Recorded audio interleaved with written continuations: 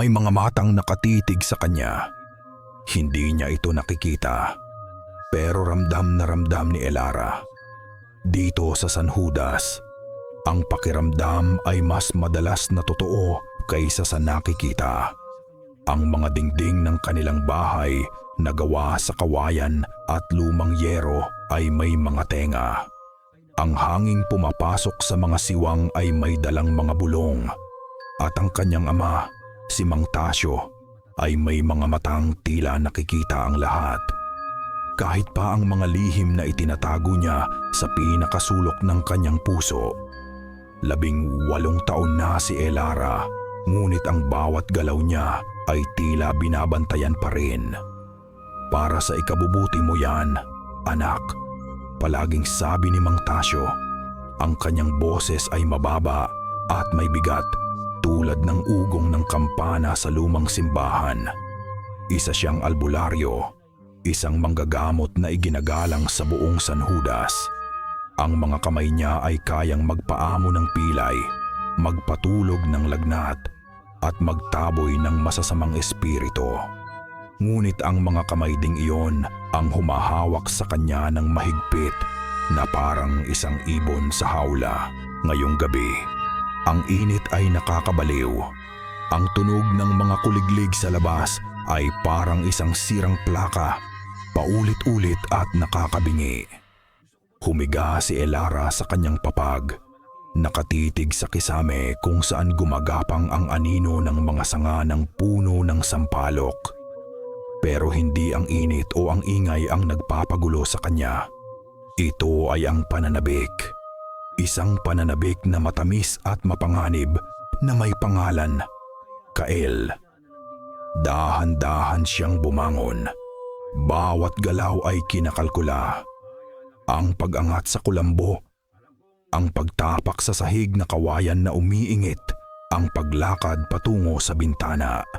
Sa bawat segundo, hinihintay niya ang boses ng kanyang ama mula sa kabilang kwarto. Elara, gising ka pa? Ngunit tanging ang mahinang hilik nito ang kanyang narinig. Nakahinga siya ng maluwag. Sumilip siya sa bintana. Ang buwan ay nakatago sa likod ng makakapal na ulap at ang tanging liwanag ay mula sa isang nag-iisang poste ng ilaw sa di kalayuan. Doon, sa ilalim ng puno ng akasya sa tabi ng ilog, naghihintay ang isang anino. Isang anino na mas matangkad kaysa sa iba, na may buhok na umaabot hanggang balikat. Si Kael, hindi na siya nag-aksaya ng panahon. Gamit ang daanang alam lang niya ang maliit na bintana sa kusina, ay tahimik siyang lumabas. Ang kanyang mga paa ay sanay na sa damo at maliliit na bato. Ang hangin ng gabi ay humaplos sa kanyang balat. Dala ang amoy ng lupa at ng ilog. Akala ko hindi ka na darating, bulong ni Kael nang makalapit siya. Ang boses nito ay kakaiba, malalim pero mahinahon, parang agos ng tubig sa ilalim ng lupa. Hindi pwedeng hindi, sagot ni Elara, at sa isang iglap nawala ang lahat ng kanyang takot.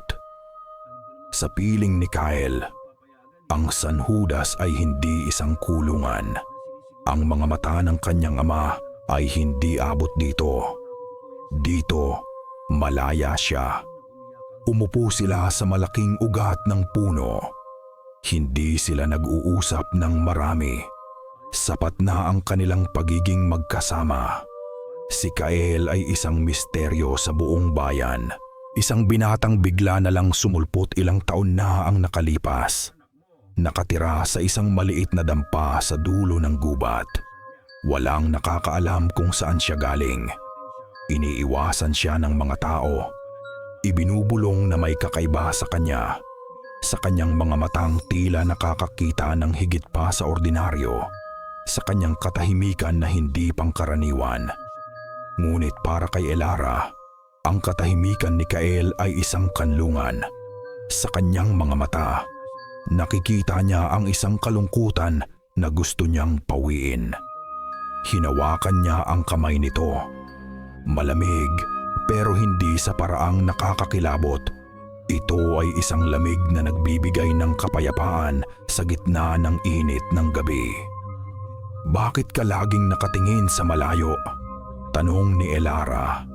Napapansin ang pagtitig ni Kael sa madilim na tubig ng ilog. Hindi ito lumingon. "Dahil hinihintay kita."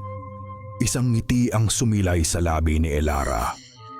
Ang mga simpleng salitang iyon ay sapat na. Dito, sa tabi ng ilog, sa ilalim ng kaluskos ng mga dahon, gumagawa sila ng sarili nilang mundo. Ngunit ang kanilang mundo ay biglang nawasak. "Elara!" Ang sigaw ay parang kulog. Isang sigaw na puno ng galit at autoridad. Si Mang Tasyo. Nakatayo siya sa di kalayuan. Ang kanyang anino ay mas malaki at mas nakakatakot sa dilim. May hawak na lampara na nanginginig sa kanyang kamay. Agad na napatayo si Elara. Ang kanyang puso ay kumakabog ng napakabilis. Si Kael ay tumayo rin, ngunit hindi siya natinag. Iniharang niya ang kanyang sarili sa pagitan ni Elara at ng paparating na si Mang Tasyo. "Umuwi ka na," mahinang sabi ni Kael. Hindi inaalis ang tingin kay Mang Tasyo. "Pero umuwi ka na, Elara." Walang nagawa si Elara kundi tumalikod at maglakad pabalik. Ang bawat hakbang ay mabigat. Narinig niya ang pag-uusap ng dalawa. Mga salitang hindi niya maintindihan, pero ramdam niya ang bigat. "Huwag mong lalapitan ang anak ko." Dinig niyang sigaw ng kanyang ama. "Alam ko kung ano ka. Alam ko kung anong lahi ang pinagmulan mo." Nang makarating si Elara sa bahay, hinawakan siya ng nasa kanwaan ng kanyang ama sa braso. Mahigpit. Masakit. "Ilang beses ko bang sasabihin sa iyo na layuan mo ang lalaking yon?" Galit na sabi ni Mang Tasyo. Ang kanyang mga mata ay nag-aapoy. "Hindi mo siya kilala. May maruming dugo ang nananalaytay sa kanya." "Hindi niyo rin siya kilala, tay," sagot ni Elara. Nangingilid ang luha. "Mabuti siyang tao." "Kabutihan? Walang kabutihan sa lahi nila." Hinila siya ni Mang Tasyo papasok sa kanyang kwarto. "Simula bukas, hindi ka nalalabas ng bahay nang walang pahintulot ko. Naiintindihan mo?" Hindi sumagot si Elara. Pumasok siya sa kwarto at isinara ang pinto ng malakas. Humiga siya sa papag at doon ibinuhos ang lahat ng kanyang sama ng loob. Ang mga salita ng kanyang ama ay umuulit-ulit sa kanyang isipan. Maruming dugo. Lahi nila. Ano ang ibig sabihin noon? Ilang oras siyang umiyak hanggang sa wala ng luhang lumabas. Ang gabi ay mas lalong lumalim. Ang bahay ay bumalik sa katahimikan. Ngunit hindi makatulog si Elara. May kung anong gumugulo sa kanya. Narinig niya ito. Isang marahang pagkaluskos ng mga bato sa labas ng kanyang bintana. Napabangon siya. Sumilip siyang, ngunit wala siyang nakitang tao. Tanging ang puno ng sampalok at ang anino nito. "Guni-guni ko lang siguro," sabi niya sa sarili. Humiga siya muli. At naamoy niya ito. Isang amoy na hindi pamilyar. Amoy ng bulaklak, pero hindi sampagwita o jasmine. Ito ay matamis, pero may halong kakaibang lamig. Lumalakas ito. Pumupuno sa buong kwarto. Amoy ng kalachuchi. Ang bulaklak na itinatanim sa mga sementeryo, agad siyang kinilabutan. Paanong magkakaroon ng amoy ng kalachuchi dito? Ang pinakamalapit na sementeryo ay nasa kabilang bayan. Muli siyang bumangon, tinakpan ang kanyang ilong. Ang amoy ay nagmumula sa direksyon ng bintana. Pagkatapos ng ilang segundo, bigla itong nawala. Ang bumalik ay ang pamilyar na amoy ng gabi. Nanginginig si Elara. Pinipilit niyang isipin na gawa-gawa lang iyon ng kanyang isip, dala ng pagod at galit. Ngunit nang akma na siyang hihiga muli, may isang bagay na pumukaw sa kanyang pansin. Sa ibabaw ng pasamano ng kanyang bintana, sa labas, isang bagay na puti, kumikinang sa kaunting liwanag ng buwan na sumilip mula sa mga ulap. Dahan-dahan siyang lumapit. Ang kanyang puso ay halos tumalon palabas ng kanyang dibdib. Doon, nakapatong sa kahoy na pasamano, ay isang pirasong bulaklak ng kalachuchi. Ang mga talulot nito ay basa, na para bang may hamog.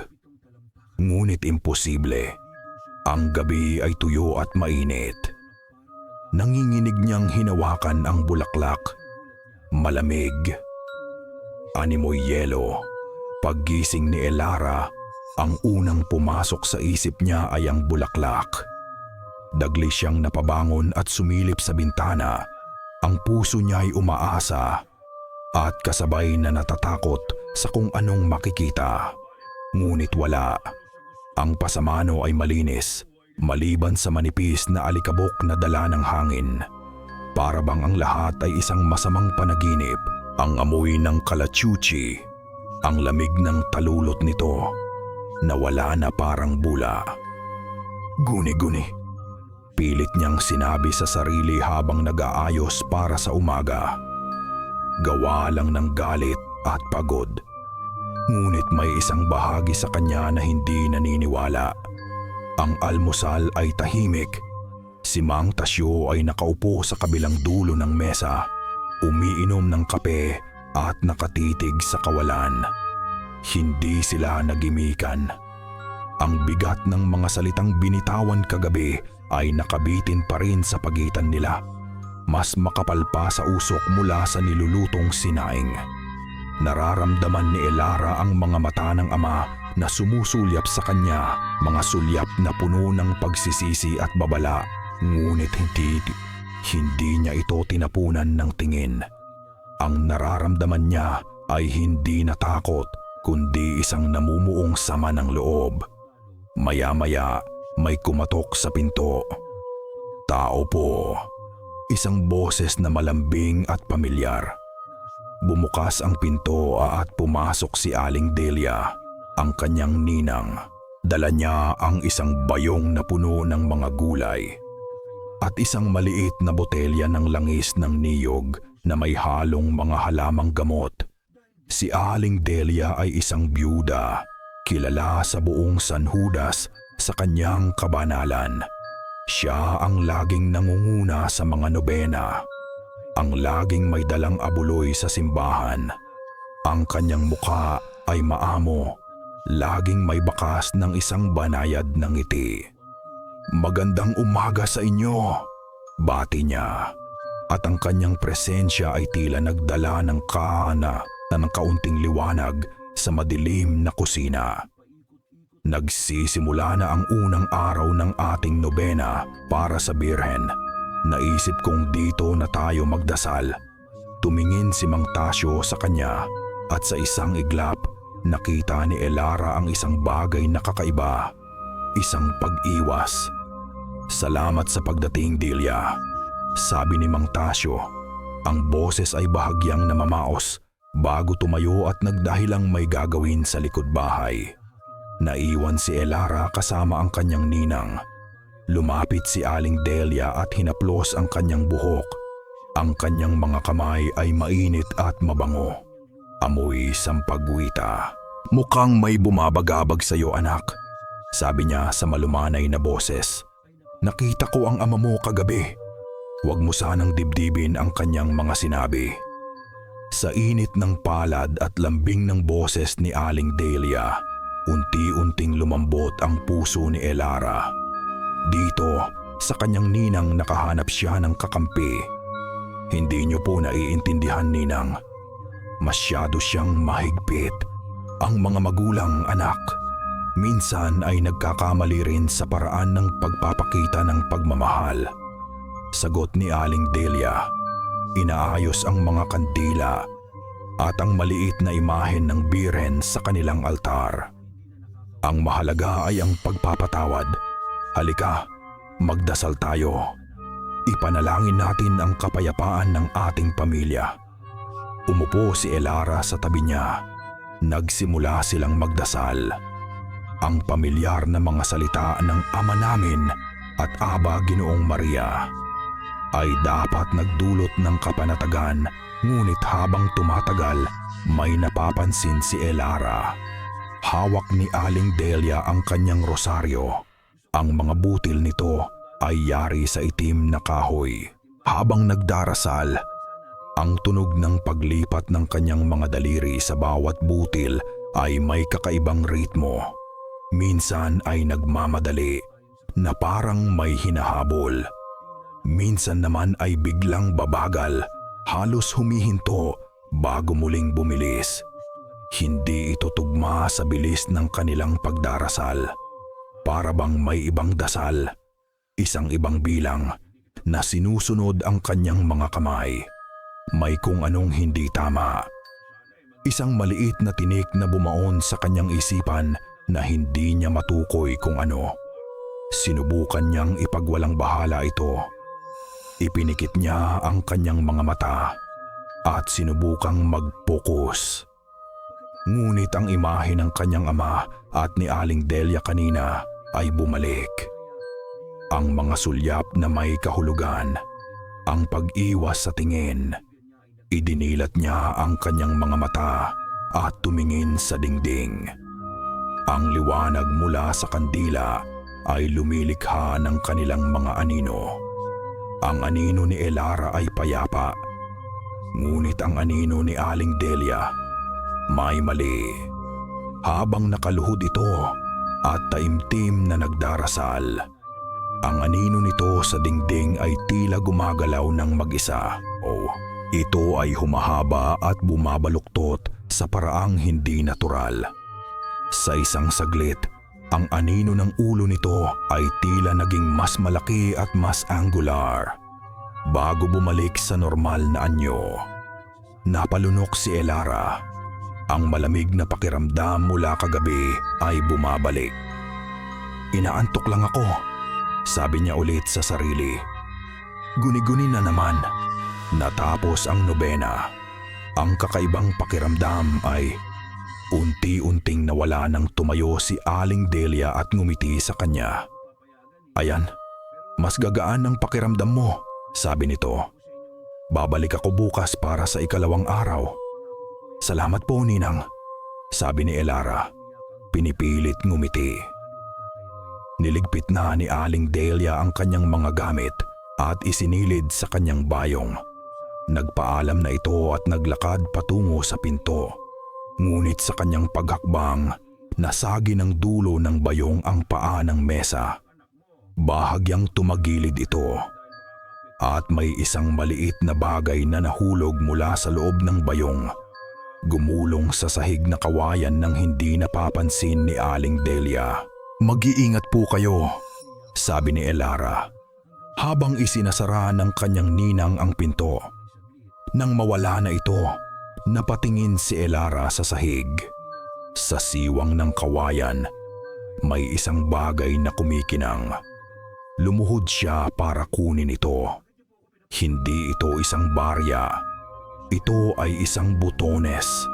Isang pamilyar na butones na gawa sa bao ng niyog. Ang uri ng butones na nasa lumang polong barong ng kanyang ama. Ang polong barong na suot nito kahapon. Napatitig si Elara sa butones. Malamig, matigas, totoo. Hindi ito guni-guni. Bakit nasa loob ng bayong ng kanyang ninang Delia ang butones mula sa damit ng kanyang ama? Hawak ni Elara ang butones sa kanyang palad. Malamig at matigas. Isang maliit at ordinaryong bagay. Pero sa mga sandaling ito, tila ito ang pinakamabigat na bagay sa buong mundo. Ang imahe ng kanyang ninang Delia, isang babaeng balot sa kabanalan, ay naglalaro sa kanyang isipan. Nagdarasal, nakangiti, nag-aalay ng bulaklak sa altar. Paano napunta? Tones ng kanyang ama sa bayong ng babaeng ito. Ang buong araw ay lumipas na, parang isang panaginip. Ang mga gawaing bahay ay ginawa niya nang wala sa sarili. Ang kanyang mga kamay ay nagwawalis, naghuhugas ng pinggan, nagluluto, ngunit ang kanyang isip ay nasa ibang lugar. Paulit-ulit na binabalikan ang mga tanong na walang sagot. Sinubukan siyang kausapin ni Mang Tasyo ng tanghalian, mga tanong tungkol sa kanyang pakiramdam. Ngunit ang mga sagot ni Elara ay maikli at malamig. Isang pader na yelo ang biglang itinayo niya sa pagitan nilang dalawa. Nang dumating ang gabi, ang bigat sa hangin ay mas lalong naging siksik. Pagkatapos ng hapunan, nagpaalam si Elara na maaga siyang matutulog. Masama po ang pakiramdam ko, sabi niya. Iniiwasan ang mga mata ng kanyang ama. Gusto mo bang timplahan kita ng salabat? Alok ni Mang Tasyo. May bakas ng pag-aalala sa boses. Wag na po, tay. Matutulog ko lang to, sagot niya at mabilis na pumasok sa kanyang silid. Ngunit hindi pagtulog ang nasa isip niya. Paghihintay. Humiga siya sa kanyang papag, nakaharap sa dingding, at pinakiramdaman ang bawat tunog sa loob ng bahay. Ang pag-urong-sulong ng kanyang ama sa sala, ang tunog ng paglilinis nito sa mesa, ang pagpatay sa ilaw sa sala, ang pagpasok nito sa sariling kwarto, at sa wakas, ang katahimikan. Nagbilang si Elara ng halos 1 oras sa dilim. Bawat minuto ay parang 1 taon. Nang sigurado na siyang tulog na ang kanyang ama, dahan-dahan siyang bumangon. Ang kanyang puso ay dumadagundong sa kanyang dibdib. Ang bawat tibok ay isang malakas na kalabog sa kanyang mga tainga. Tinanggal niya ang kulambo at maingat na tumapak sa sahig na kawayan. Iniiwasan ang mga bahaging alam niyang umiingit. Ang plano niya ay simple. Pupuntahan niya ang kwarto ng kanyang ama. Hahanapin niya ang polong barong na suot nito kahapon. Kung kulang iyon ng 1 butones, kung magkatugma ito sa butones na hawak niya, doon niya makukuha ang kanyang kasagutan. Ngunit hindi pa siya nakakalayo sa kanyang pinto nang may marinig siyang isang tunog, isang mahinang katok. Hindi sa pangunahing pinto, sa likod, sa may pinto ng kusina. Napatigil si Elara. Ang kanyang hininga ay biglang naputol. Sinong kakatok sa kusina sa ganitong oras ng gabi? Pinigil niya ang kanyang paghinga at naghintay. Narinig niya ang marahang pagbukas ng pinto ng kwarto ng kanyang ama. Mga yabag na maingat, sinusubukang huwag gumawa ng ingay. Nagtago si Elara sa likod ng kurtinang naghihiwalay sa sala at sa kanyang kwarto. Nakita niya ang anino ng kanyang ama na dumaan patungo sa kusina. Sumunod ang isang marahang pagbukas at pagsara ng pinto sa likod. At pagkatapos, mga bulong. Hindi niya maintindihan ang mga salita, ngunit ang tunog nito ay sapat na para kilabutan siya. Hindi ito ordinaryong pag-uusap. Ito ay mahina, malagkit, at puno ng lihim. Mula sa kanyang pinagtataguan, ang mga bulong ay parang sitsit ng ahas sa katahimikan ng gabi. Dahil sa hindi maipaliwanag na kaba at determinasyon, gumapang si Elara papalapit. Sa bawat galaw, sinisiguro niyang walang tunog na malilikha. Narating niya ang gilid ng pasukan ng kusina, kung saan may isang manipis na siwang na nagbibigay sa kanya ng tanawin. Isang kandila lang ang nagbibigay liwanag sa kusina. Ang apoy nito ay sumasayaw at lumilikha ng mga gumagalaw na anino. Nakita niya ang kanyang ama, nakatalikod sa kanya. At sa harap nito, si Aling Delia. Ang kanyang ninang, nakalugay ang buhok nito. Hindi nakapusod gaya ng dati. Ang suot nitong damit pantulog ay manipis. Wala na ang imahe ng banal na byuda. Ang naroon ay isang babaeng nakatingin sa kanyang ama sa paraang hindi pa niya nakikita kailanman. Akala ko hindi ka na darating, bulong ni Mang Tasyo. Ang boses ay garalgal at puno ng isang emosyong hindi matukoy ni Elara. Hindi kita matitiis, Tasyo, sagot ni Aling Delia. Ang kanyang boses ay malambing. Ngunit may halong panunumbat. Alam mo yan. At doon, sa harap mismo ng kanyang mga mata, nasaksihan ni Elara ang isang bagay na sumira sa kanyang mundo. Inabot ni Aling Delia ang mukha ng kanyang ama at hinila ito palapit para sa isang halik. Isang halik na hindi maikli, hindi magalang. Ito ay marahas, gutom, at puno ng kasalanan. Nakita niya ang mga kamay ng kanyang ama na gumapang sa likod ng kanyang ninang. Hinahapit ito palapit sa kanya na para bang matagal na itong nauuhaw. Ang hangin ay tila naubos sa baga ni Elara. Ang kanyang tiyan ay bumaligtad. Isang nakakasukang pakiramdam ang umakyat sa kanyang lalamunan.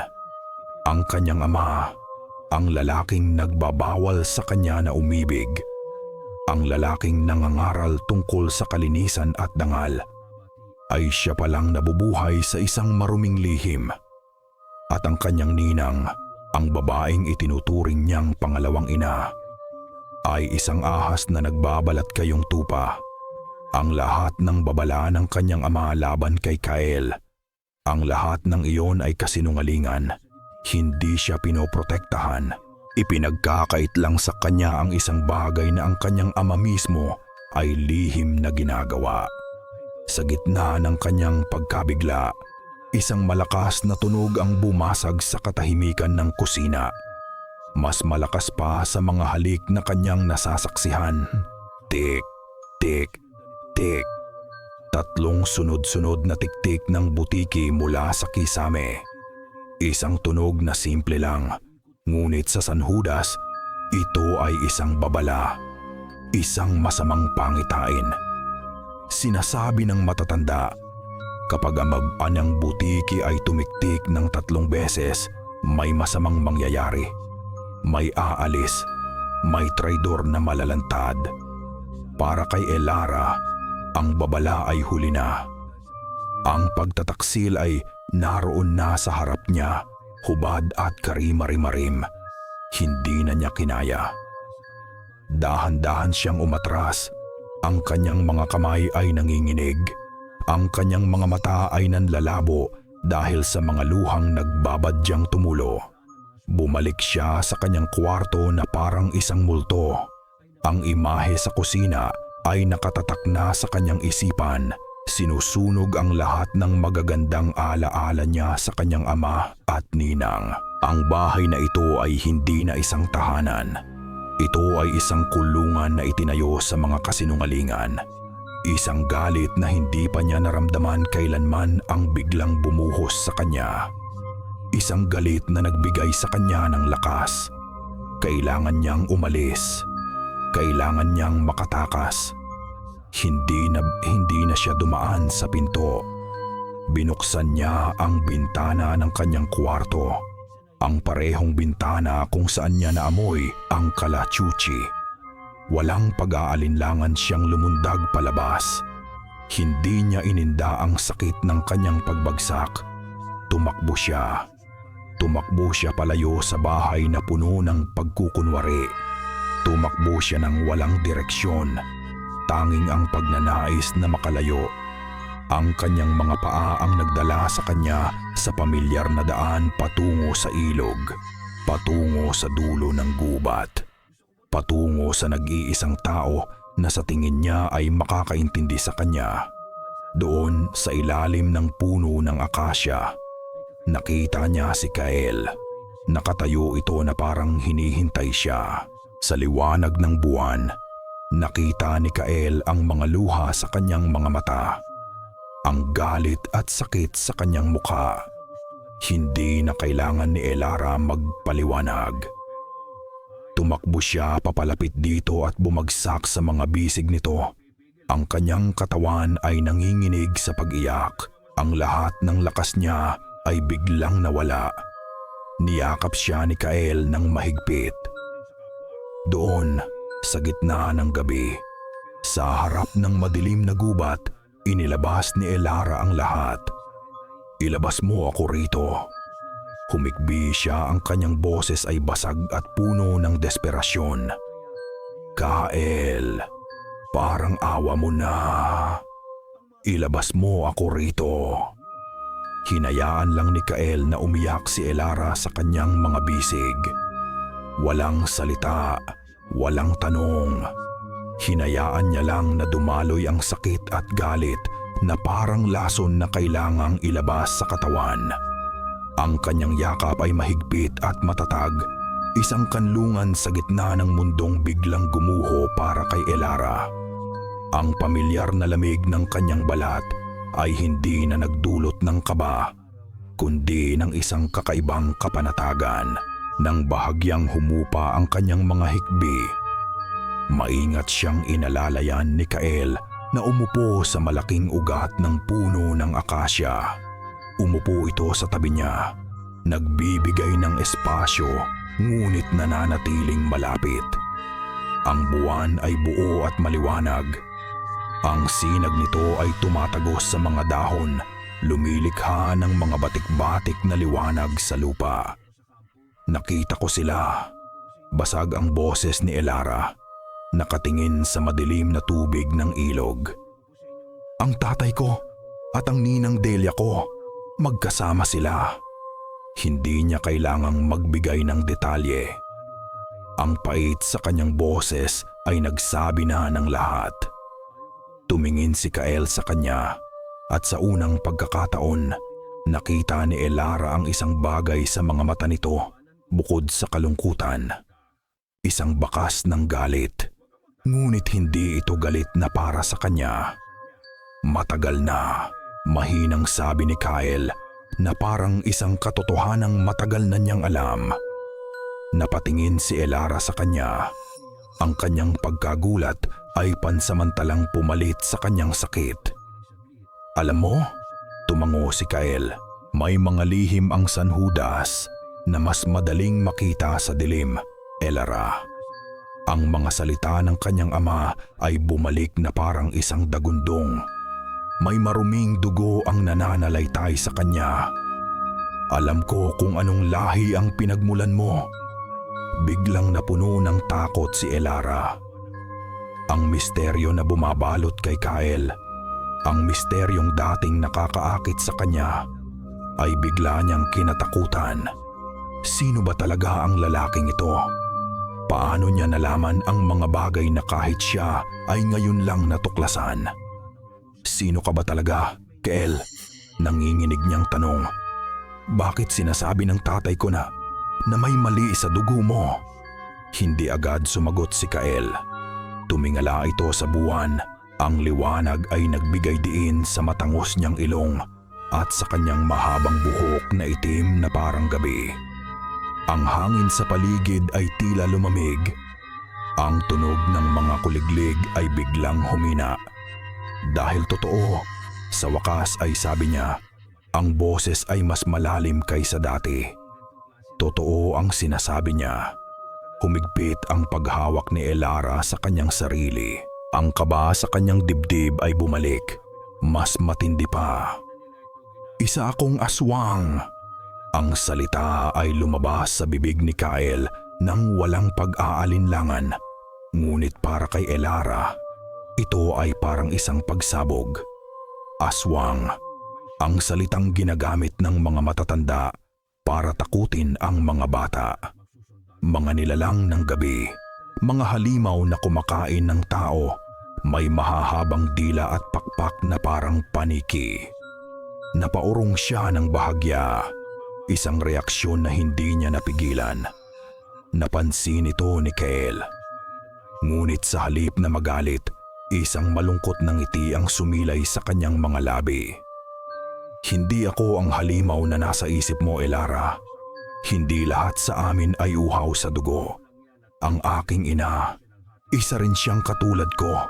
Ngunit ginamit niya ang kanyang lakas para manggamot, para tumulong sa mga taong itinakwil ng sarili nilang mga albularyo. Ang kwento ay tila hindi kapani-paniwala. Ngunit sa paraan ng pagkakasabi ni Kael, sa sakit na mababasa sa kanyang mga mata, naramdaman ni Elara ang bigat ng katotohanan. Ang lahi namin ay isang sumpa, pero hindi ito kasalanan. Ngunit para sa mga tao, pareho lang iyon. Pagpapatuloy niya, itinago ng nanay ko kung ano siya. Namuhay kami ng tahimik sa dulo ng gubat, ngunit may nakaalam. May isang taong inggit sa kanyang kapangyarihan, sa paggalang na nakukuha niya mula sa mga taong tinutulungan niya. At ang taong iyon, sinigurado niyang magdudusa ang nanay ko. Habang nagsasalita si Kael, ang kanyang mga kamay ay ikinuyom niya. Isang marahang tunog ng paglalagitik ang narinig ni Elara mula sa lalamunan nito. Isang tunog na hindi pang tao, na nagpatindig ng kanyang mga balahibo. Hindi siya namatay sa sakit, Elara. Pinatay siya, unti-unti. Isang sumpa na kumain sa kanyang lakas, na dumurog sa kanyang espiritu. At hindi, ako nandito para sa pag-ibig. Tumingin siya ng diretso sa mga mata ni Elara, at ang titig na iyon ay puno ng isang determinasyon na nakakakilabot. Nandito ako para sa katarungan. Ako ay itinali ng isang utang na loob, isang panunumpa sa puntod ng aking ina.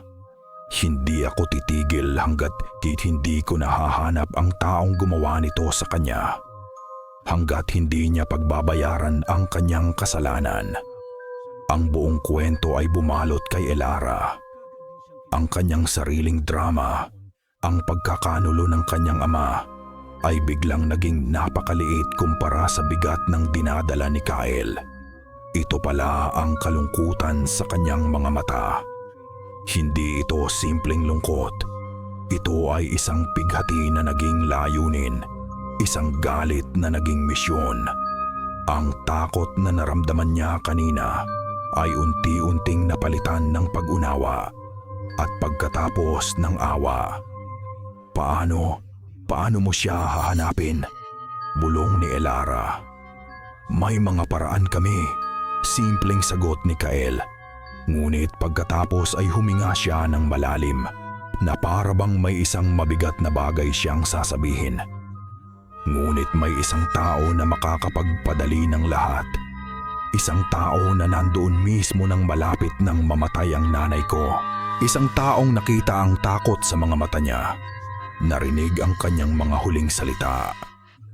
Isang malamig na kaba ang biglang gumapang sa likod ni Elara. Alam na niya kung sino ang tinutukoy nito bago pa man niya sabihin. Tumingin si Kael sa kanya. Ang liwanag ng buwan ay lumikha ng anino sa ilalim ng kanyang mga mata, na nagpatingkad sa bigat ng kanyang susunod na sasabihin. Ang tatay mo, si Mang Tasyo. Siya ang albularyong tinawag ng nanay ko para humingi ng tulong. Siya ang nandoon nang huli siyang huminga. Alam niya kung sino ang gumawa nito, Elara. Alam niya, pero pinili niyang manahimik. Ang hangin ay mabango sa amoy ng mga dahon ng bayabas na pinapakuluan. 12 taong gulang pa lang noon si Kael, ngunit alam na niya ang pagkakaiba ng mga amoy sa gubat. Ang amoy ng basang lupa pagkatapos ng ulan, ang amoy ng nabubulok na kahoy, at ang amoy ng lunas. Ang amoy na laging kumakapit sa kanyang ina. Ang kanyang ina, si Amaya. ay isang anino sa gitna ng liwanag. Ang kanyang kagandahan ay kakaiba. Tila hindi para sa mundong ito.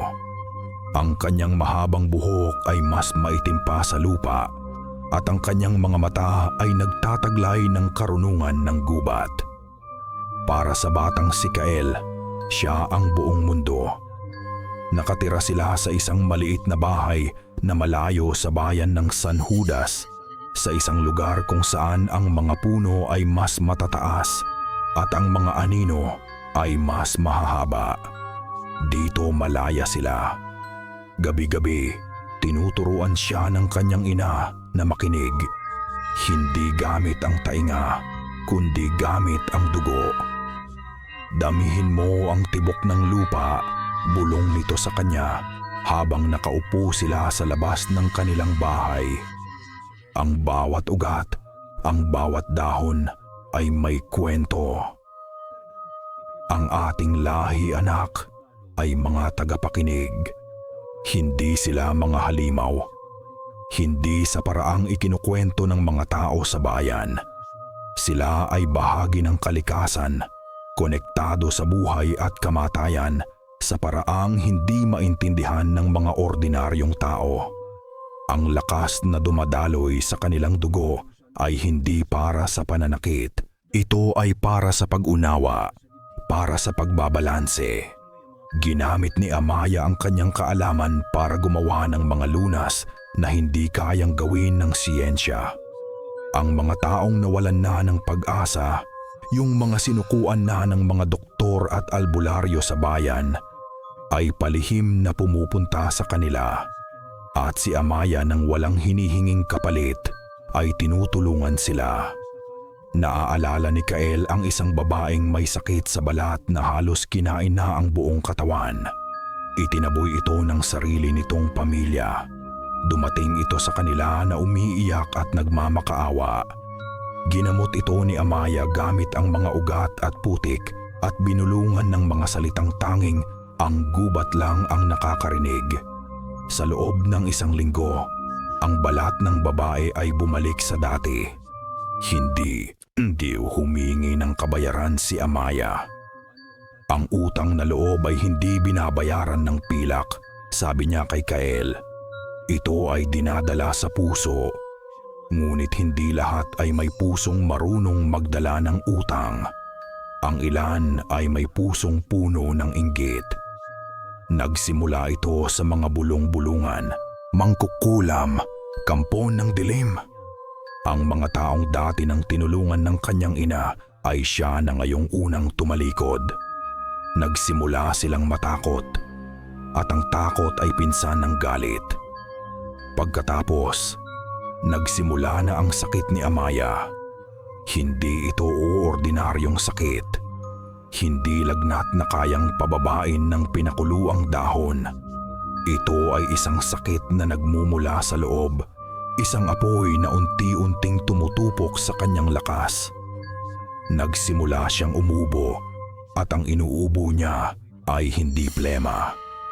Mga tuyong dahon, mga pakpak ng insekto. May gumagawa nito sa akin, Kael. Hirap na sabi ni Amaya isang gabi. Habang pinupunasan ni Kael ang pawis sa kanyang noo. May isang taong gumagamit ng itim na mahika. Isang kulam. Sa mga sandaling iyon, naramdaman ng batang si Kael ang pagbabago sa kanyang sarili. Ang dugo ng isang tagapakinig ay biglang naging dugo ng isang maninila. Ang pagnanais na maglunas ay napalitan ng pagnanais na pumatay. Lumala nang lumala si Amaya. Ang kanyang balat ay natuyo na parang isang dahon sa tag-init. Ang kanyang mga mata ay nawalan ng dating liwanag. Ngunit ang pinakamasakit para kay Kael ay ang amoy. Ang amoy ng lunas na laging bumabalot sa kanyang ina ay unti-unting napalitan ng ibang amoy. Isang amoy na matamis at nakakasulasok. Amoy ng nasusunog na asukal at kinakalawang na bakal.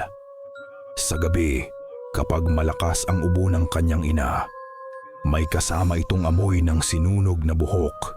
Iyon Ayon kay Amaya, ang pirma ng isang mangkukulam, ang amoy ng kulam. Isang gabi, sa gitna ng malakas na ulan, naramdaman ni Amaya na malapit na ang kanyang katapusan. Tawagin mo siya. Utos niya kay Kael. Ang kanyang boses ay isang mahinang bulong na halos hindi marinig sa lakas ng patak ng ulan sa kanilang bubong. "Sino po, Nay?" tanong ng batang si Kael. Ang mga luha ay nagbabadyang tumulo.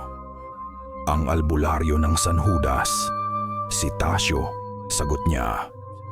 "Hindi para ako ay gamutin, para siya ay maging saksi."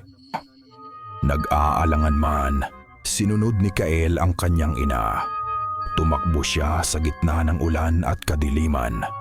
Tinahak ang daan papunta sa bayan na parang isang ligaw na hayop. Natagpuan niya ang bahay ni Mang Tasyo.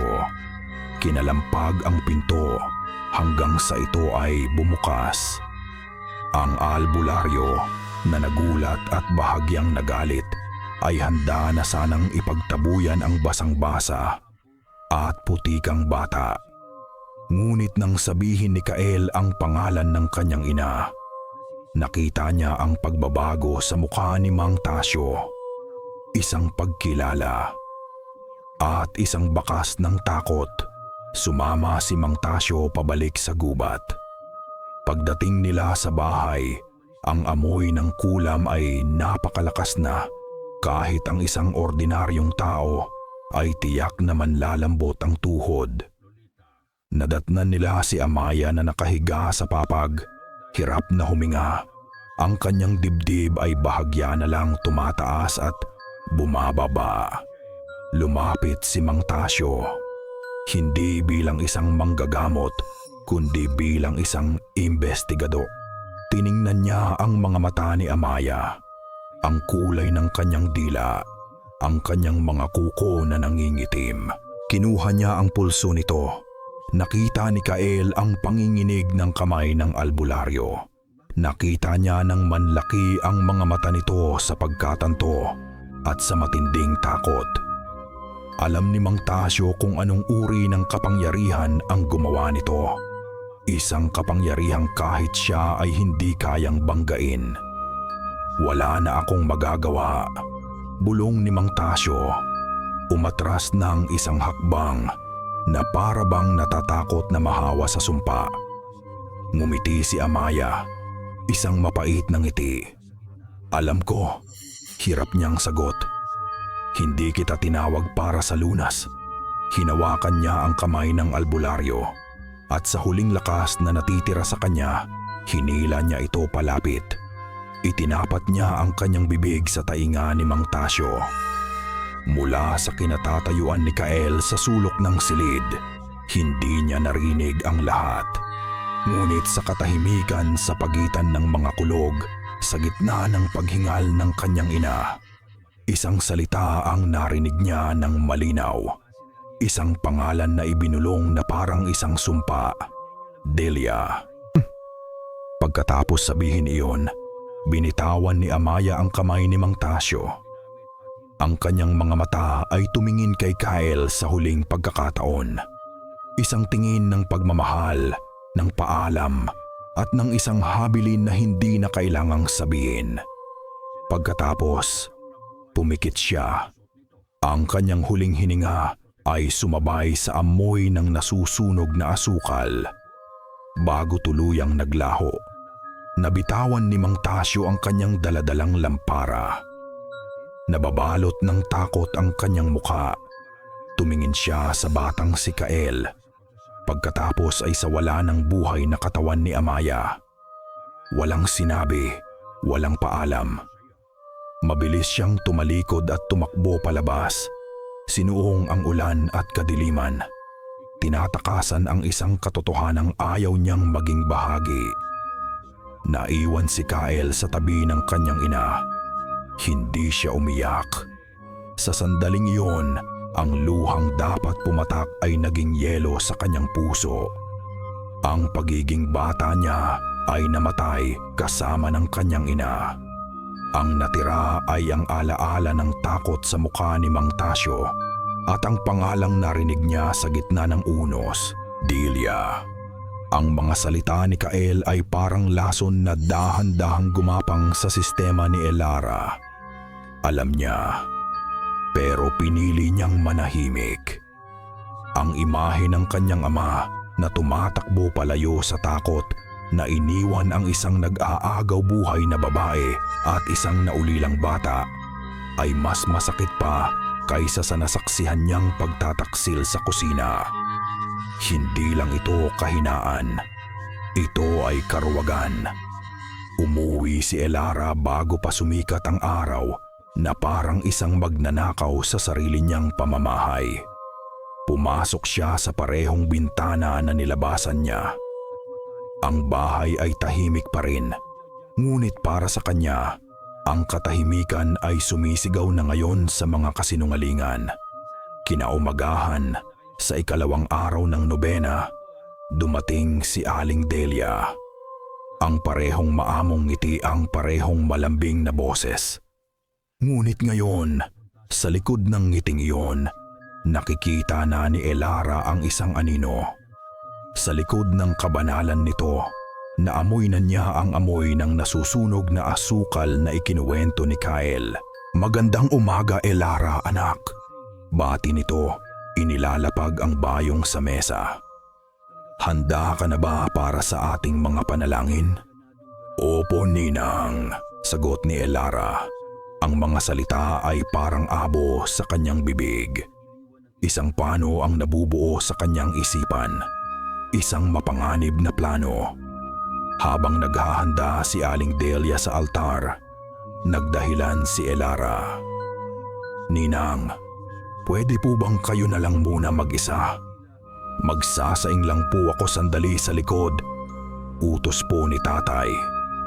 "Sige lang anak, walang problema sagot ni Aling Delia, masyadong abala sa pag-aayos ng mga kandila para mapansin ang panginginig sa boses ni Elara. Ngunit hindi sa likod bahay ang tungo ni Elara. Sa halip, nang masiguro niyang nakaluhod na at nagsisimulang magdasal ang kanyang ninang, tahimik siyang lumabas ng bahay at umikot patungo sa bahay nito. Ang bahay ni Aling Delia ay maliit lang. Ilang metro lang ang layo. Alam niyang hindi nito nilalak ang pinto kapag umaalis lang saglit. Ang puso ni Elara ay kumakaripas. Bawat hakbang ay puno ng takot na baka may makakita sa kanya. "Ano ang ginagawa ko?" tanong niya sa sarili. Ngunit ang alaala ni Kael at ng kanyang ina at ang galit sa sariling ama ang nagtulak sa kanya pasulong. Tama nga siya. Ang pinto ay hindi nakakandado. Pumasok siya sa loob. Ang sala ay simple lang.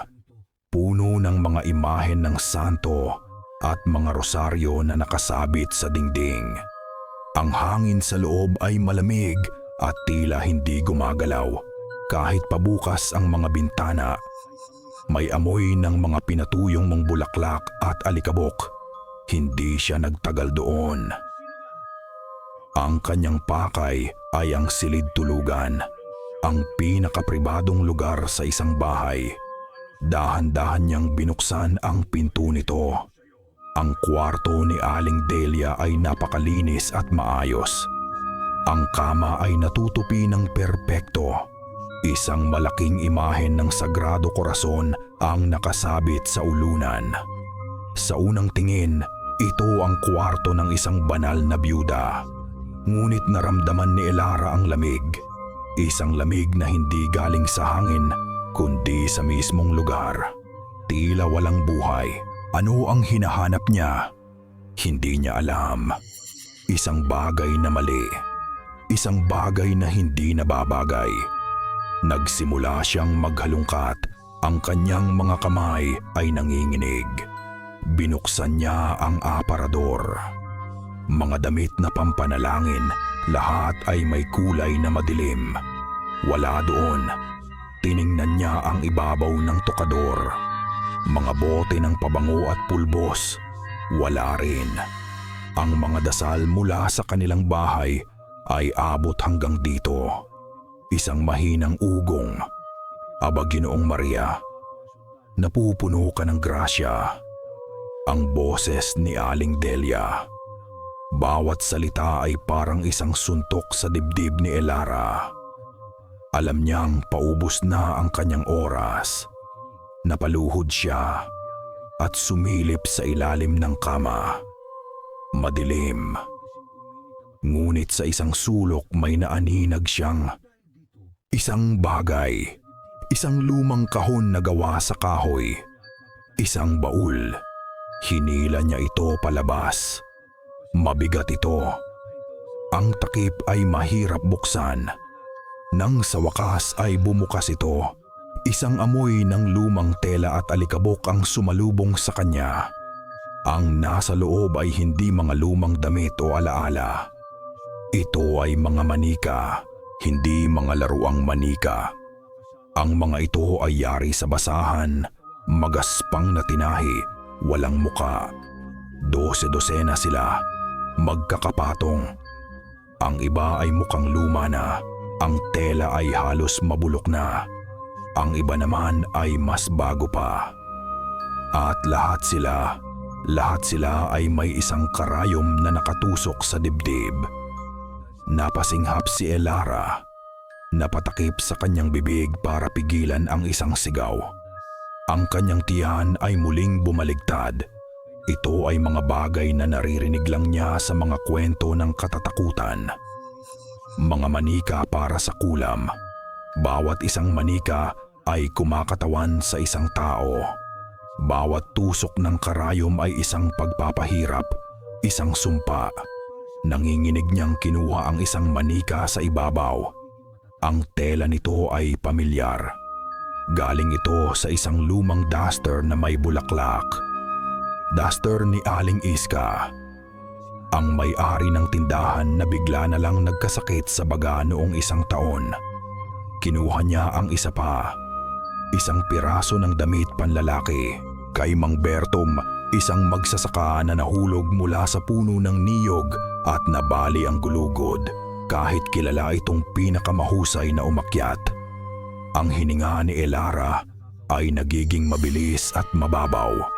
Ang kwarto ay tila lumiliit, ang mga dingding ay lumalapit. Sa ilalim ng lahat ng mga manika, may isa pang nakatago, nakasiksik sa sulok ng baul. Mas bago ito kaysa sa iba. Ang tahi nito ay mukhang minadali. Nanginginig niyang inabot ito. Ang tela.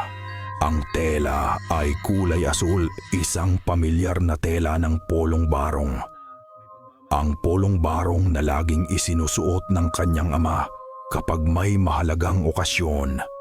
At sa gitna ng dibdib ng manika, hindi karayom ang nakatusok. Isang butones na gawa sa bao ng niyog. Ang kaparehong-kapareho ng butones na hawak niya ngayon sa kanyang bulsa. Para siyang binuhusan ng nagyayelong tubig. Binitawan ni Elara ang manika na para siyang napaso.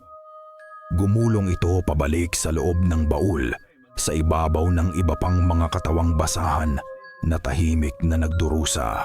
Ang polong barong ng kanyang ama. Ang butones. Hindi ito isang simpleng pagtataksil ng laman. Ito ay higit pa laroon na ito ay isang sumpa, isang pagkakagapos. Mabilis niyang isinara ang baul, itinulak pabalik sa ilalim ng kama at tumakbo palabas ng bahay ni Aling Delia. Hindi na niya inisip kung may makakita sa kanya. Ang tanging nasa isip niya ay ang manikang iyon. Ang ama niya ang isusunod. O marahil, matagal na siyang nasa ilalim ng kapangyarihan ni Delia at hindi niya lang alam. Bumalik siya sa kanilang bahay. Ang kanyang mukha ay maputla. Ang kanyang paghinga ay habol. Naabutan niya si Aling Delia na kalalabas lang ng kanilang bahay. Tapos nasa pagdarasalam, Lara, anak, tapos na ako, sabi nito. Ang ngiti ay naroon pa rin, hindi alam ang katotohanang natuklasan ng dalaga. Ayos ka lang ba? Namumutla ka? Ayos lang po, Ninang. Napagod lang po siguro. Pilit na sagot ni Elara. Itinatago ang manikang basahan sa kanyang likuran sa loob ng kanyang duster. Nang makaalis na si Aling Delia, pumasok si Elara sa loob. Nakita niya ang kanyang ama na nakaupo sa sala, nagkakape, nakatingin sa malayo. Ang parehong anyo ng isang taong may malalim na iniisip.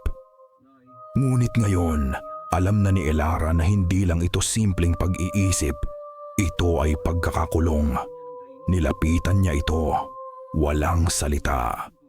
Inilapag niya sa mesa sa harap nito ang dalawang bagay. Ang butones na nahulog mula sa bayong ni Aling Delia at ang manikang basahan na may kaparehong butones na nakatusok sa dibdib. Napatitig si Mang Tasyo sa dalawang bagay na iyon. Ang tasa ng kape ay nanginig sa kanyang kamay. Ang kulay ng kanyang mukha ay biglang nawala.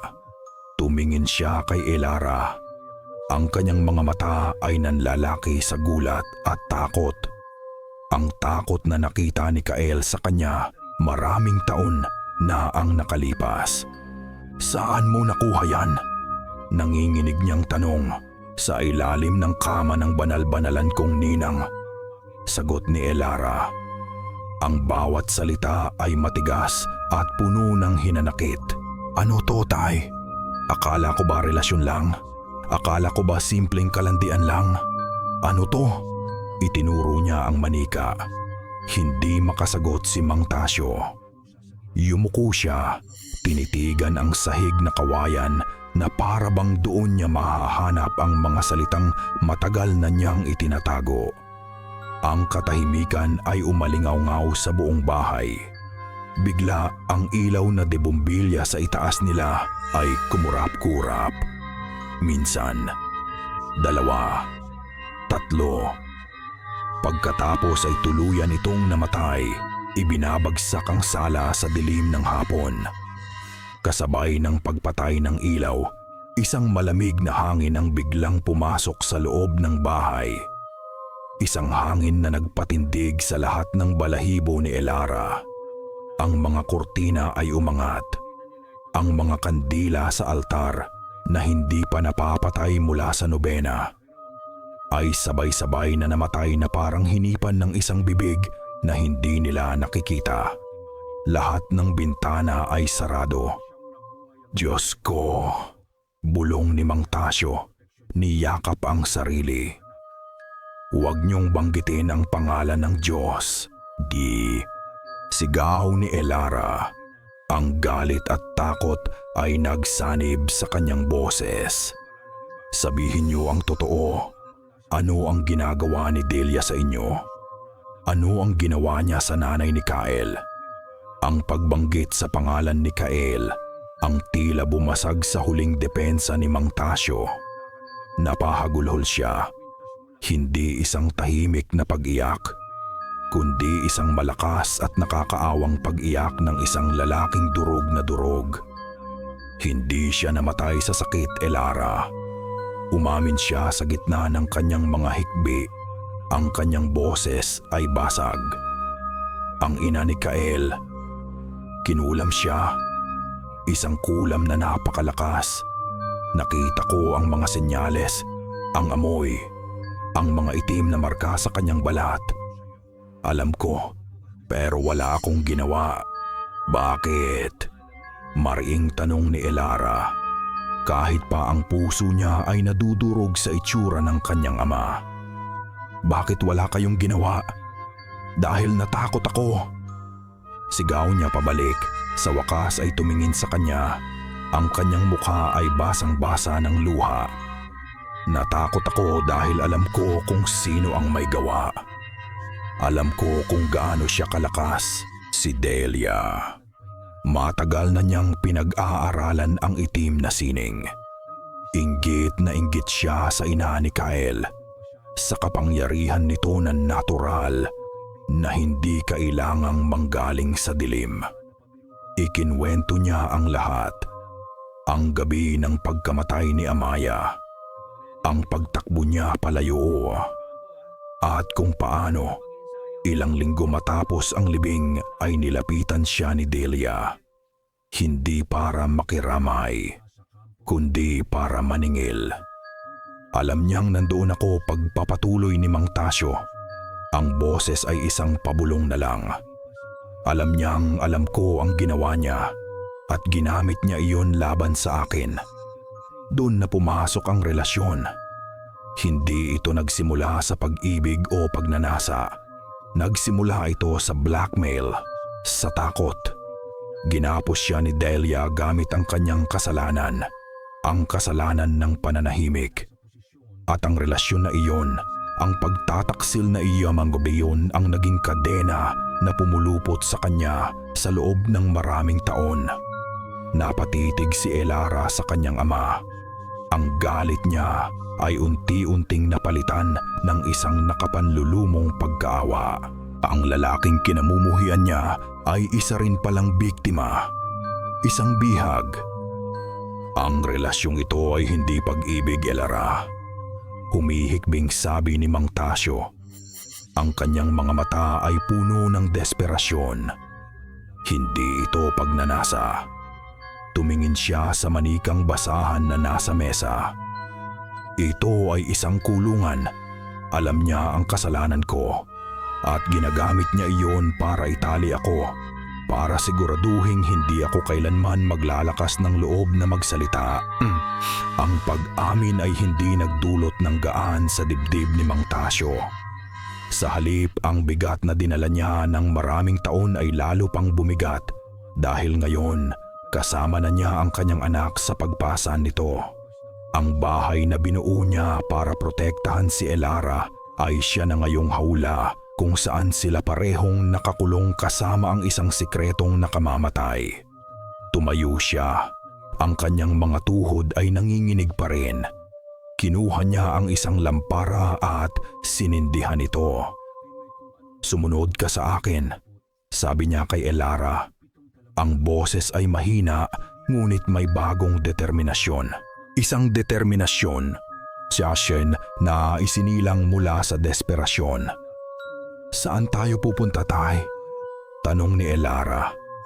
Ang takot ay malinaw pa rin sa kanyang mukha, ngunit mayroon na ring bahagyang pag-unawa. "Sa lugar kung saan nagsimula ang lahat," sagot ni Mang Tasyo. "Panahon na para makita mo ang buong katotohanan." Lumabas sila sa likod ng bahay at tinahak ang daan patungo sa gubat. Ang gabi ay nagsisimula ng bumagsak at ang mga anino ay humahaba na. Para kay Mang Tasyo, ang bawat puno at bawat baging sa gubat na ito ay isang paalala ng kanyang karuwagan. Ito ang gubat kung saan siya tumakbo palayo kay Amaya. Ito rin ang gubat na nagsilbing taguan para sa kasalanan niya at ni Delia. Habang lumalayo sila sa kabahayan, ang pamilyar na tunog ng gubat, ang huni ng mga kuliglig, ang sitsit ng mga ibon sa gabi, ay unti-unting humihina hanggang sa tuluyan itong nawala. Ang pumalit ay isang katahimikan na nakakabingi. Isang katahimikan na hindi natural. Maging ang hangin ay tila huminto sa pag-ihip. Pakiramdam ni Mang Tasyo ay para silang pumasok sa loob ng isang banga kung saan walang tunog na makakalabas o makakapasok. "Naramdaman mo ba yon?" bulong ni Elara. Humigpit ang kapit sa braso ng ama. Tumangulang si Mang Tasyo. "Malapit na tayo." Sa gitna ng isang maliit na kumpol ng mga puno, nakatayo ito. Isang dambuhalang puno ng balete. Mas matanda pa kaysa sa bayan ng San Judas. Ang mga ugat nito ay nakalaylay mula sa mga sanga. na parang mahahabang buhok ng isang matandang higante. Ang katawan nito ay napakalaki at kulubot. At sa ilalim ng liwanag ng lampara, nakita ni Elara ang mga kakaibang marka na inukit sa balat ng puno. Hindi ito mga ordinaryong ukit. Ang mga ito ay mga simbolo na tila gumagalaw at nagbabago ng hugis habang tinititigan. Ito ang lugar niya, sabi ni Mang Tasyo. Ang kanyang boses ay puno ng pagkamuhi at takot. Dito niya ginagawa ang kanyang mga ritual. Dito niya tinatawag ang kung anuman ang nagbibigay sa kanya ng kapangyarihan. Huminto sila ilang metro mula sa puno. Ang amoy sa paligid ay kakaiba. Hindi amoy ng lupa o mga dahon. Amoy ng pinaghalong tuyong dugo, insenso, kamangyan, at isang bagay na matamis at nabubulok. Bakit siya nagkaganon, Tay? Tanong ni Elara. Bakit niya ginawa yon kay Aling Amaya? Huminga ng malalim si Mang Tasyo. Inaalala ang isang nakaraan na pilit niyang ibinabaon. Si Delia, kahit noong dalaga pa kami, ay laging may inggit sa katawan. Si Amaya ay may likas na biyaya. Ang kanyang kapangyarihan ay nagmumula sa liwanag, sa pag-unawa sa kalikasan. Hindi niya kailangang humingi. Kusa itong ibinibigay. Si Delia naman, gusto niya ng shortcut. Gusto niya ng kapangyarihan na kayang kontrolin, na kayang utusan. Naalala niya ang batang si Delia. Laging nasa gilid. Laging nanonood kay Amaya habang nanggagamot ito. Ang paghanga sa mga mata nito ay unti-unting naging inggit at ang inggit ay naging puot. Humanap siya ng mga lumang aklat. Nag-aral ng mga ipinagbabawal na orasyon. Ang kapangyarihan niya ay hindi biyaya. Ito ay hiram. At lahat ng hiram ay may kapalit. Nang hindi niya mapantayan ang liwanag ni Amaya, nagpasya siyang patayin na lang ito. Ang buong kwento ay lumabas. Ang paggamit ni Delia sa kasalanan ni Tasyo para ikadena ito. Ang paggamit niya sa pagnanasa para siguraduhin ang tanikala ay hindi lang nasa isip, kundi nasa laman din. Ginawa siyang alipin ni Delia sa lahat ng paraan. Isang sikretong hindi niya masabi. Isang katawang hindi niya matanggihan. At sa bawat pagbigay niya, mas lalong lumalakas ang kontrol nito sa kanya. Habang siya naman ay mas lalong lumulubog sa kumunoy ng kahihiyan. Kaya pala, bulong ni Elara, naiintindihan na ngayon ang lahat. Ang tensyon sa pagitan nila, ang mga tinginang may kahulugan. Lahat ay bahagi ng isang maduming laro. Patawarin mo ako, anak, sabi ni Mang Tasyo. Ang kanyang boses ay basag. Dahil sa karuwagan ko, inilagay ko tayong lahat sa panganib. Hindi na panahon para dyan, Tay, sagot ni Elara. Ang takot sa kanyang sistema ay napapalitan na ng isang matigas na determinasyon.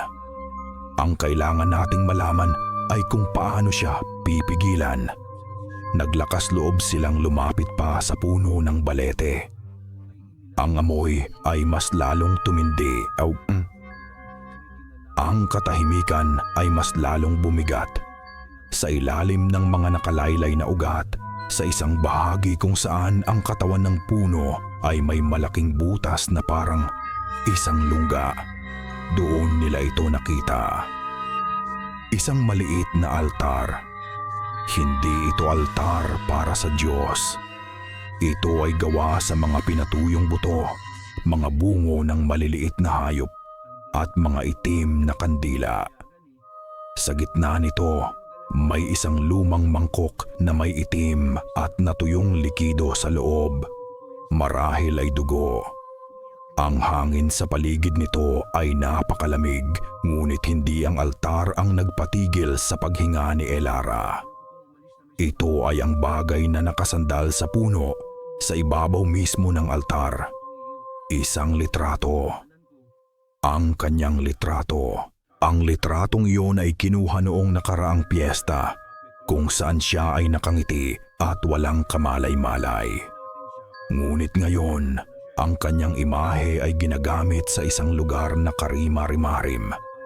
Sa paligid ng litrato, maingat na inayos sa isang bilog, ay mga patay na alupihan, centipedes.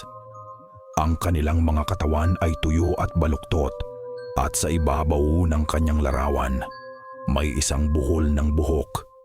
Mahaba at itim na buhok na siguradong kinuha mula sa kanyang suklay nang hindi niya namamalayan.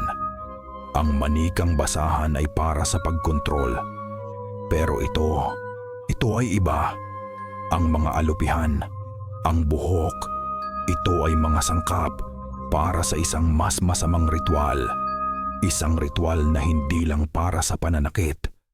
Ito ay para sa pagkuha.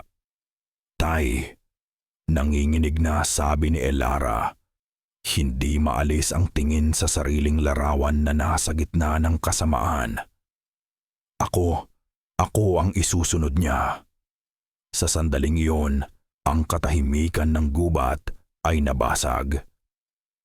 Isang malakas na kaluskos ang narinig nila mula sa itaas, sa mga sanga ng puno ng balete. Itinaas ni Mang Tasyo ang lampara. Ang liwanag nito ay tumama sa daan-daang pares ng maliliit at nagliliwanag na mga mata. Mga gagamba, mga kulisap, at iba pang mga nilalang ng gabi ay gumagapang pababa sa mga ugat ng puno, sabay-sabay, na para bang inutusan. At mula sa madilim na butas sa puno, narinig nila ang isang tunog. Isang mahinang pagtawa. Ang tawa ni Aling Delia. Hindi ang malambing na tawa na alam ni Elara. Ito ay malamig, walang emosyon, at puno ng tagumpay. Hindi niladtog, hindi nila siya nakikita. Pero alam nilang naroon siya nanonood. Umalis na tayo rito. Sigaw ni Mang Tasyo. Hinila si Elara. Tumakbo sila, pabalik sa daan na kanilang pinanggalingan. Sa kanilang likuran, ang tawa ay lalong lumakas, umalingaw-ngaw sa buong gubat na walang tunog. Naramdaman ni Elara ang paggapang ng kung ano sa kanyang mga binti, ang pagdapo ng mga insekto sa kanyang buhok. Hindi sila lumingon, tumakbo lang sila ng tumakbo, palayo sa puno ng balete. Palayo sa altar, palayo sa tawanan na tila humahabol at bumabaon sa kanilang mga isipan. Ang takbo pabalik ay isang malabong pagkataranta. Mga sanga na humahampas sa muka, mga ugat na halos magpatid sa kanila. Hindi na naramdaman ni Elara ang mga galos at gasgas. Ang tanging nararamdaman niya ay ang malamig na kamay ng takot na pumipiga sa kanyang puso. Ang kanyang litrato, ang mga alupihan, ang buhok. Hindi na ito tungkol sa nakaraan ng kanyang ama o sa paghihiganti ni Kael. Ngayon, tungkol na ito sa kanya. Siya na ang puntirya. Pagdating nila sa bakuran ng kanilang bahay, humihingal at nanginginig. Isang anino ang lumabas mula sa dilim ng puno ng sampalok. Pareho silang napasigaw ni Mang Tasyo. Ngunit ang anino ay hindi umatake. Tumayo lang ito roon. Isang matangkad na anino na may mahabang buhok. Kael, sabi ni Elara. Ang boses ay halos hindi lumabas. Lumapit si Kael. Ang kanyang mga mata ay seryoso at matalim. Tiningnan niya ang itsura ng mag-ama, ang dumi, ang mga gasgas, ang takot sa kanilang mga mukha. Naramdaman ko, sabi niya, ang boses ay mababa, at may panginginig ng galit. Ang enerhiya mula sa gubat, napakaitim, napakalakas, nanggaling kayo roon. Hindi ito isang tanong kundi isang pahayag. Pumasok silang tatlo sa loob ng bahay. Ang dating magkakalaban, ang ama, ang mangingibig, at ang anak na nasa gitna, ay ngayon magkakasama sa loob ng isang silid na binabalot ng panganib. Isinara ni Mang Tasyo ang lahat ng pinto at bintana na para bang kayang harangin ng manipis na kahoy ang kasamaang humahabol sa kanila. Ikinuwento ni Elara ang lahat ng nakita niya. Nanginginig pa rin habang inaalala ang altar sa puno ng balete. Nang marinig ni Kael ang tungkol sa litrato at sa buhok, ang kanyang mga panga ay tumigas. Hindi na siya nag-iingat, sabi ni Kael. Ipinapakita na niya ang kanyang intensyon. Gusto kanyang kunin Elara, o kung anuman ang nasa iyo na gusto niya.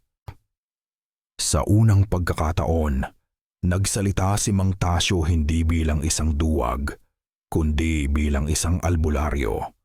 Ang mga taon ng pagkukunwari ay nawala, at ang natira ay ang kaalamang minana niya sa kanyang mga ninuno. Ang kapangyarihan ni Delia ay parang isang lason, paliwanag niya. Ang kanyang boses ay may bigat ng awtoridad na ngayon lang ulit narinig ni Elara. Ito ay pinalalakas ng inggit, ng puot. At kumakapit ito sa mga bagay na may koneksyon sa kanyang biktima, damit, litrato, at lalo na buhok. Ngunit ang pinakamatibay na pundasyon ng kapangyarihan niya ay ang kasalanan ng iba. Tumingin siya sa sahig, puno ng kahihiyan. Ang aking kasalanan, ang aking pananahimik, iyon ang naging pagkain ng kanyang kapangyarihan sa loob ng maraming taon. Iyon ang naging pader na nagprotekta sa kanya. Kung gayon, kailangan nating sirain ang pader na yon, sabi ni Kael. Ang kanyang mga mata ay nakatutok kay Mang Tasyo. Paano? Tanong ni Elara. Paano natin lalabanan ang isang bagay na hindi natin nakikita? Ang takot ay naroon pa rin, gumagapang sa kanyang mga ugat. Ngunit sa ilalim ng takot, may ibang umuusbong, isang pagkasuklam, isang galit.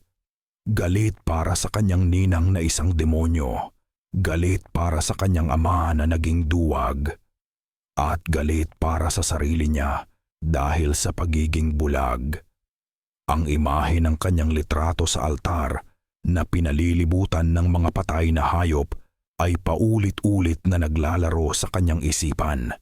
Hindi siya papayag na maging isa lang biktima. May isang paraan, sabi ni Mang Tasyo. Isang ritual na sasalungat sa kanya. Isang paglilinis. Kung ang kulam ay para magtanim ng karumihan, ang paglilinis ay para bunutin ito mula sa ugat. Kailangan nating basagin ang koneksyon niya sa mga bagay na ginagamit niya laban sa atin. Kailangan nating ibalik sa kanya ang lahat ng itim na enerhiyang ipinapadala niya. Isang sinag ng pag-asa. Isang plano. Isang paraan para lumaban. Tumayo si Elara ng tuwid. Ang kanyang mga kamao ay nakakuyom. Ang panginginig ng kanyang katawan ay huminto. Kung gayon, gawin natin, sabi niya. Ang kanyang boses ay matatag sa unang pagkakataon mula nang mangyari ang lahat. Hindi na ako tatakbo. Hindi na ako magtatago. Sa sandaling binitawan niya ang mga salitang iyon, naramdaman niya ito. Isang malamig na hangin ang umihip sa batok niya, kahit pasarado ang lahat ng bintana. At isang boses ang bumulong sa loob mismo ng kanyang isipan. Hindi sa kanyang tainga, sa utak niya. Isang boses na pamilyar ngunit ngayon ay puno ng lason. Ang boses ni Aling Delia. Akala mo ba kaya mo? Munting bata. Napahawak si Elara sa kanyang ulo, napapikit ng mariin. Ang boses ay malinaw na parang katabi niya lang ito. Ang nanay ng aswang na nawagdis siya ng na yan ay mas malakas sa'yo. Pero saan siya ngayon? Nasa ilalim ng lupa, nabubulok. Matutulad ka lang din sa kanya. Tumigil ka! Sigaw ni Elara sa kawalan na ikinagulat ni Kael at Mang Tasyo. Anak, anong nangyayari? Nag-aalalang tanong ng kanyang ama. Naririnig ko siya. Bulong ni Elara, nanginginig. Nasa isip ko siya. Agad na lumapit si Kyle at hinawakan ang kanyang mga balikat. Huwag kang makinig. Mariing sabi nito. Gusto ka lang niyang takutin. Yan ang sandata niya. Ang pagtawa ni Delia ay umalingaw-ngaw sa isip ni Elara. Malamig at walang awa. Pagkatapos, bigla itong nawala. Ang natira ay isang matinding sakit ng ulo at ang nakakabinging katahimikan. Alam na niya ngayon, hindi na niya kailangang pumunta sa gubat para marating siya ni Delia. Ang mangkukulam ay kaya nang pumasok sa pinakapribadong lugar. Ang kanyang sariling isipan. Huminga ng malalim si Elara. Pinipilit na bawiin ang kanyang katatagan. Tumingin siya sa kanyang ama at kay Kael. Ang determinasyon sa kanyang muka ay mas lalong tumibay. Kailan natin gagawin ang ritual? Tanong niya. Nagkatinginan sina Kael at Mang Tasyo. Si Mang Tasyo ang sumagot. Ang kanyang muka ay seryoso at puno ng pag-aalala. Sa lalong madaling panahon, ngunit, ang ganitong ritual ay may hinihinging kapalit. Anong kapalit? Tanong ni Kyle. Tumingin si Mang Tasyo sa kanilang dalawa. Ang kanyang mga mata ay puno ng isang mabigat na kahulugan. Ang isang ritual ng paglilinis na ganito kalakas ay nangangailangan ng isang sakripisyo, sabi niya. Ang bawat salita ay mabigat. Isang kabayaran para sa kasalanang matagal nang itinago. Ang salitang sakripisyo ay naiwang nakabitin sa hangin, mabigat at puno na initunggupo ng hindi magandang pangitain. Hindi na nagtanong pa si Elara kung ano ang ibig sabihin noon. Sa kaibuturan ng kanyang puso, alam niyang ang kabayaran para sa kasalanan ng kanyang ama ay hindi magiging simple. Ngunit wala ng panahon para sa takot. Ang bawat segundo ng kanilang pag-aalinlangan ay isang segundong lalong lumalakas si Delia. Bukas ng gabi, sabi ni Mang Tasyo, ang kanyang boses ay nagbabalik na sa tono ng isang tunay na albularyo. Ito ang ikasyam at huling gabi ng nobena. Sa gabing iyon, ang kanyang pananampalataya, kahit pa ito ay baluktot, bandamansala at ipamikat, ay nasa pinakamataas na antas. Sa gabing iyon, siya ang pinakamalakas. At sa gabing iyon din, siya ang pinaka-vulnerable. Isang plano ang kanilang binuo.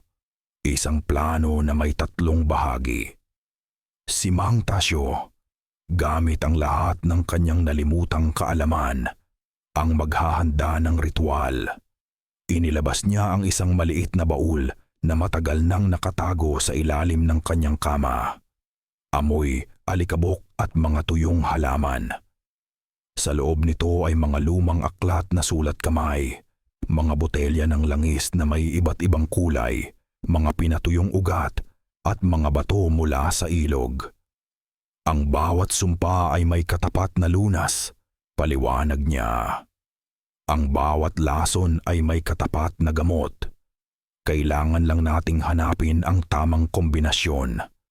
Ginugol niya ang buong gabi sa pagbabasa, paghahalo ng mga langis at pagbubulong ng mga orasyon sa bawat sangkap. Si Kael ang magiging kanilang mga mata at tainga. Ang kanyang koneksyon sa kalikasan, ang kanyang kakayahang makinig gamit ang dugo, ang magsisilbing kanilang babala. Ramdam ko ang daloy ng enerhiya niya, sabi ni Kael.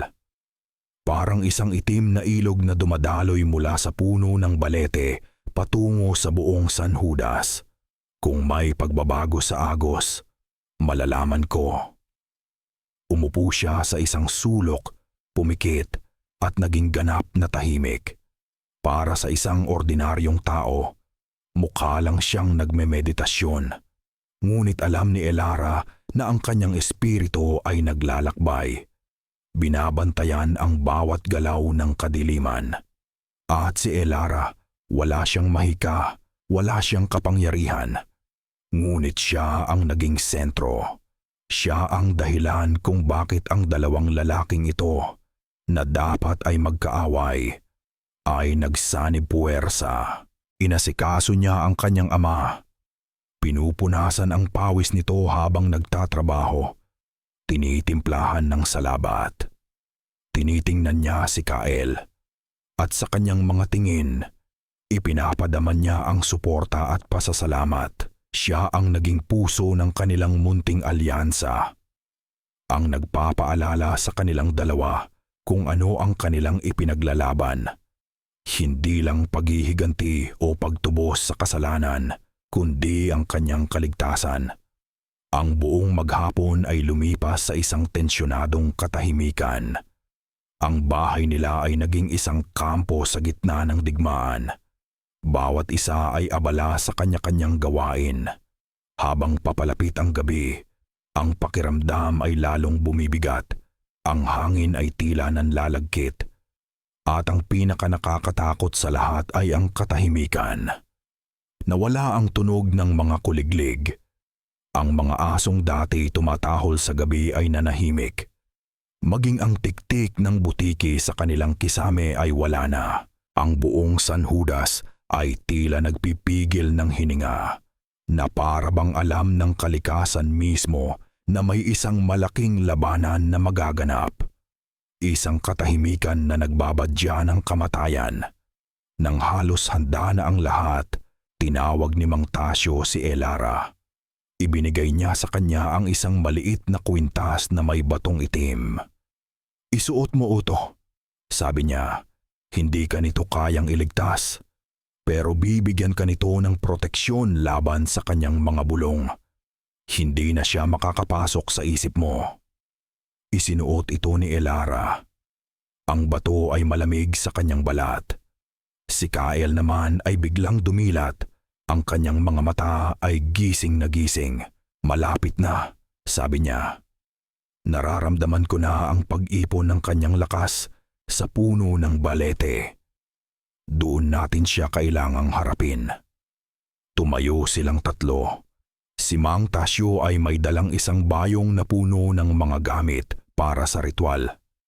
Si Kael ay walang dala kundi ang kanyang sarili, ngunit ang kanyang buong katawan ay tila isang sandatang nakaamba. At si Elara, na may suot na kwintas, ay nasa gitna nila, handa na sa kung anuman ang mangyayari.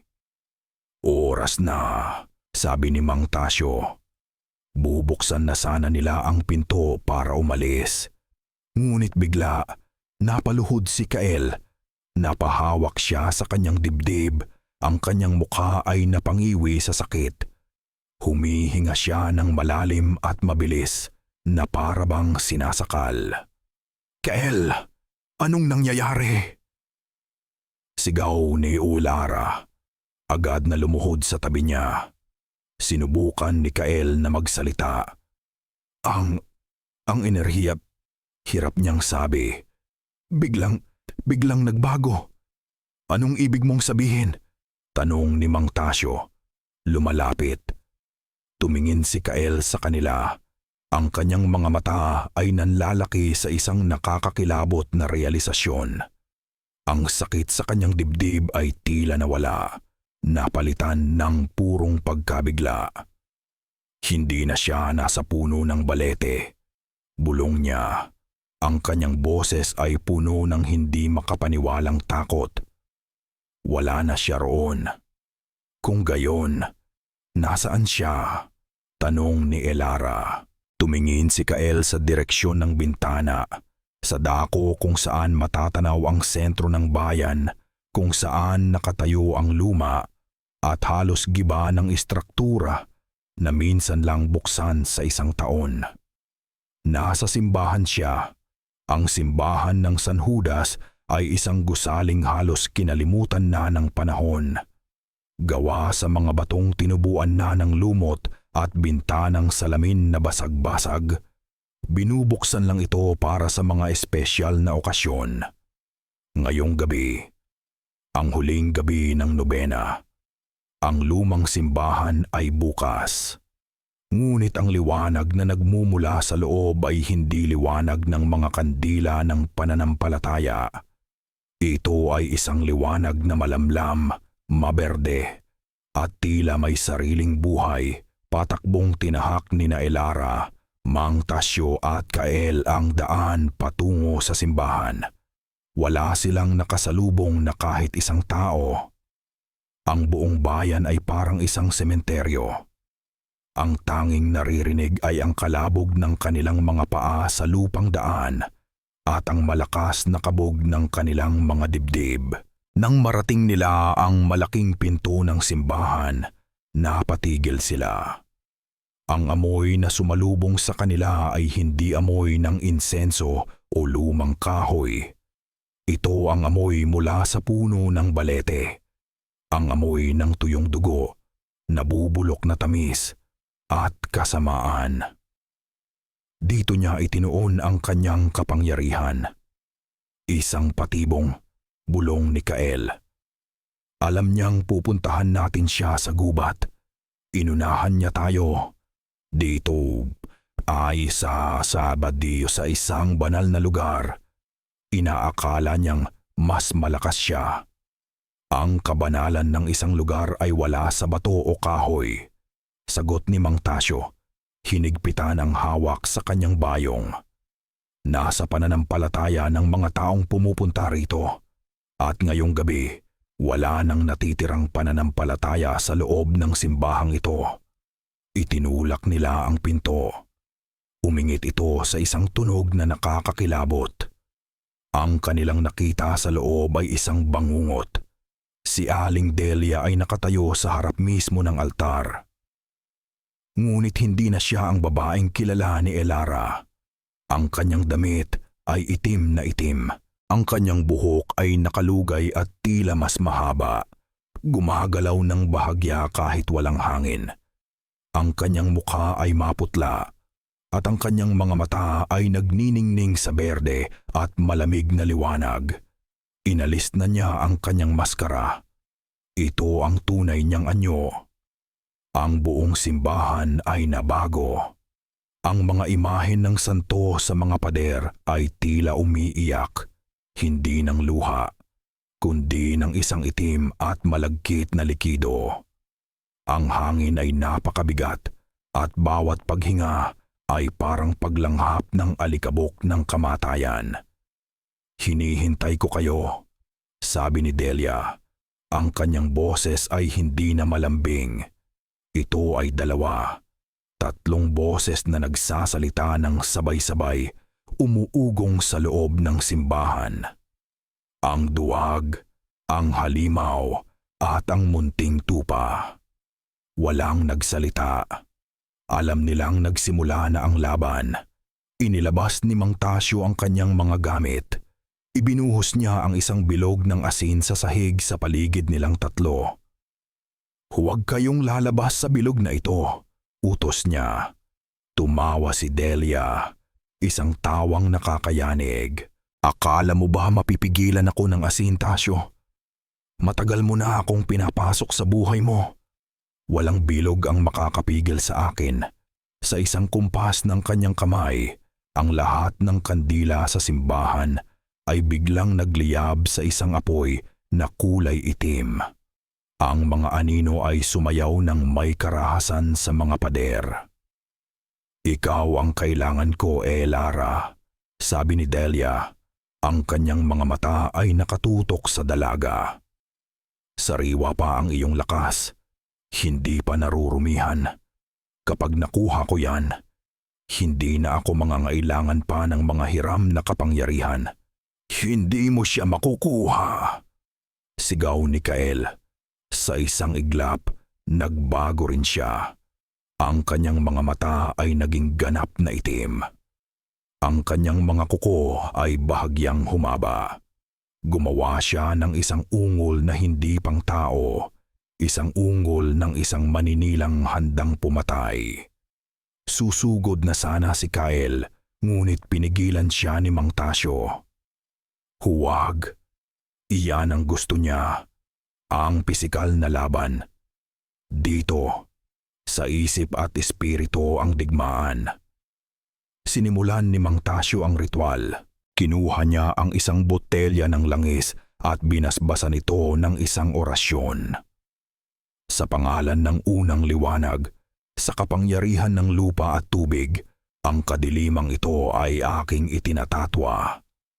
Ngunit habang nagsasalita siya, tumawa lang muli si Delia. Itinaas niya ang kanyang kamay patungo sa malaking krus sa likod ng altar. Bigla, ang krus ay umikot ng patiwarik. Kasabay nito, narinig nila ang isang tunog, ang tunog ng nababasag na salamin. Ang mga makukulay na bintana ng simbahan ay sabay-sabay na nabasag paloob, nagkalat ang libu-libong piraso ng bubog sa sahig niya. Ngunit walang hangin, walang bumato. Ang mga ito ay binasag ng isang puwersang hindi nakikita. Naramdaman ni Elara ang sakit. Ang kwintas sa kanyang leeg ay biglang uminit na parang isang nagbabagang bakal. Ang proteksyon ay humihina. Ang boses ni Delia ay muling pumasok sa kanyang isip. Wala kang laban, sumuko ka na lang, Ama! Sigaw ni Elara. Nakita ni Mang Tasyo ang paghihirap ng kanyang anak. Alam niyang nauubusan na sila ng oras. Si Delia, na nasa loob ng isang sagradong lugar na kanyang dinungisan, ay masyadong malakas. Ang kanilang depensa ay hindi sapat. Kailangan ng kabayaran. Kailangan ng sakripisyo. Tumingin si Mang Tasyo kay Kael. Pagkatapos ay kay Elara. Ang kanyang anak. Ang bunga ng kanyang buhay. Ang dahilan ng lahat ng kanyang pagsisisi. Isang desisyon ang nabuo sa kanyang isipan. Isang desisyon na dapat ay ginawa na niya noon pa. Kel, sabi niya. Ang kanyang boses ay biglang naging kalmado. Protektahan mo ang anak ko anuman ang mangyari. Bago pa man makasagot si Kael, lumabas si Mang Tasyo sa bilog na asin. Tasyo, ano ang ginagawa mo? Sigaw ni Delia. Nagulat sa kanyang ginawa. Hindi siya sumagot. Naglakad siya papalapit kay Delia, walang takot sa kanyang mukha sa unang pagkakataon. Hawak niya ang isang maliit na botelya ng langis. Ang pinakabanal sa lahat ng kanyang gamit. Ang kasalanan ko ang nagpalakas sa iyo, sabi ni Mang Tasyo. Ang kanyang boses ay umalingaw-ngaw sa buong simbahan. Kung gayon, hahayaan kong ang kasalanan ko rin ang magpabagsak sa iyo. Hinawakan niya si Delia. Nagsisigaw ito, sinusubukang kumawala, ngunit ang hawak ni Mang Tasyo ay hindi na hawak ng isang duwag. Ito ang hawak ng isang amang handang ibigay ang lahat. Niyakap niya ang mangkukulam ng mahigpit. Patawarin mo ako, Amay, bulong niya. Elara anak, patawad. Pagkatapos, sinimulan niyang bigkasin ang isang panalangin. Hindi isang panalangin ng paglilinis, kundi isang panalangin ng pagpapalaya at pagbabayad sala. Ang ultima orasyon ang huling panalangin na ipinagbabawal dahil ginagamit nito ang sariling buhay bilang panggatong. Isang nakakasilaw na liwanag ang biglang nagmula sa kanilang dalawa. Isang liwanag na purong-puro at puting-puti. Sumigaw si Delia, isang sigaw na hindi natawa, kundi purong sakit at takot. Ang itim na enerhiya sa paligid niya ay kinakain ng liwanag. Hindi maaari. Bitawan mo ako. Niyakap lang siya ni Mang Tasyo ng mas mahigpit pa habang patuloy sa pagdarasal. Ang katawan nilang dalawa ay nagsimulang maging transparent na parang nagiging salamin. Ang laman ay nagiging liwanag. Pinanood ni Elara ang lahat. Hindi makagalaw. Ang mga luha ay dumadaloy sa kanyang pisngi. Ang kanyang ama, ang duwag niyang ama, ay isinasakripisyo ang sarili para sa kanya. Tay! Sigaw niya, isang sigaw ng pagkawala at pagmamahal. Ang liwanag ay sumabog. Napakasilaw nito na napapikit sina Elara at Kael. Isang malakas na hangin ang humampas sa kanila. Itinutumba sila sa sahig. Pagkatapos, katahimikan. Nang imulat ni Elara ang kanyang mga mata, wala na ang liwanag. Wala na ang sigaw. Wala na ang itim na apoy. Wala na si Aling Delia. At wala na rin si Mang Tasyo. Sa lugar kung saan sila nakatayo kanina, tanging isang maliit na tumpok ng puting abo ang natira sa sahig na bato. At ang amoy ng kasamaan ay napalitan ng amoy ng nasunog na insenso at ng kalungkutan. Ang katahimikan na naiwan sa loob ng simbahan ay mas mabigat kaysa sa ingay ng labanan kanina. Ito ay isang katahimikang puno ng pagkawala.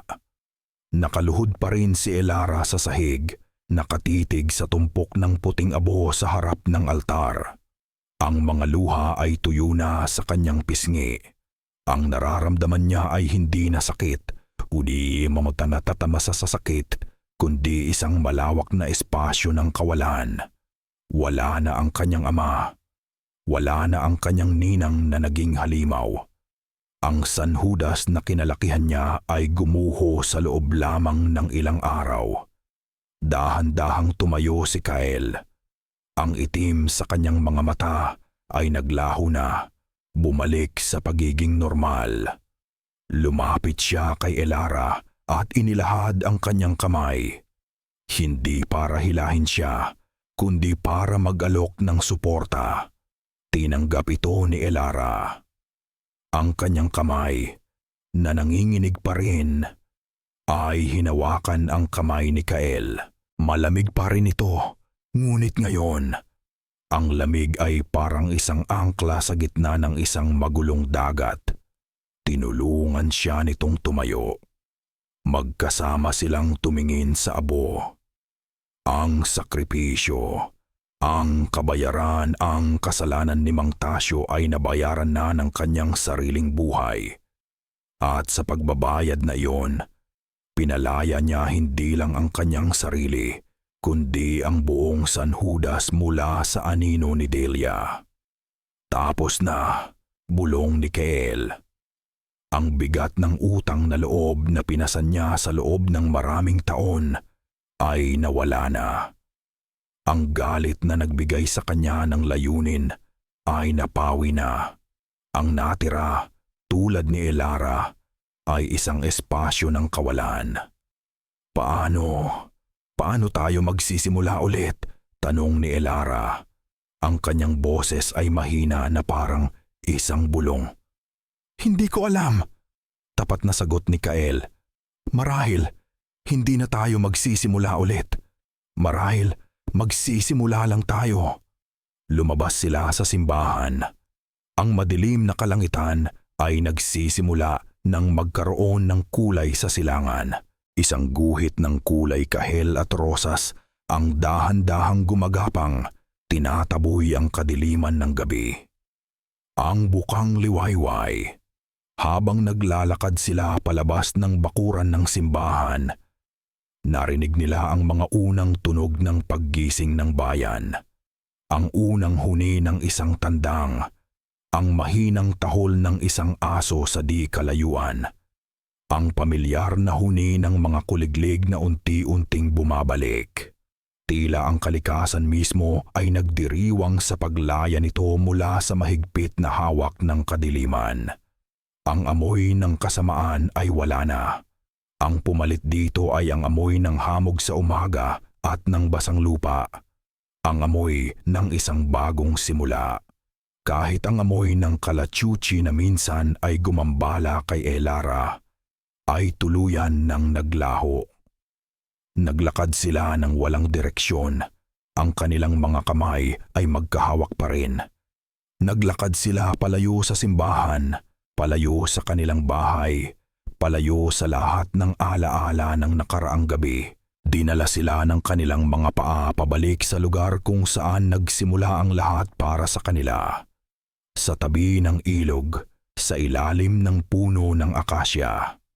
Umupo sila sa malaking ugat nito, pinanood ang dahan-dahang pagsikat ng araw. Ang liwanag nito ay nagbigay kulay sa tubig ng ilog. Ginawa itong parang isang ahas na gawa sa ginto.